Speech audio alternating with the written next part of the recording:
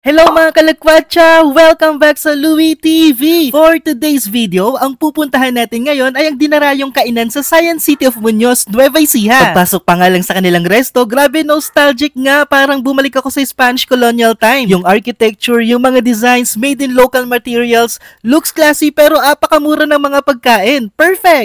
Isa sa mga gusto ko sa mga kainan, serve agad ng tubig, ganerns! Eto na nga ang mga in-order namin. First up, ang tinumis. Nasa tingin nga parang dinuguan, yes, pero ang pinagkaiba nila, ang pampalasa ng dinuguan ay suka, pero ang tinumis naman, ang gamit dito ay tamarind or sampalok. Ito ay nagkakahalaga ng 190 pesos. Kalasa lang din siya ng dinuguan, mas maasim siya, pero maasim na masarap talaga, quality.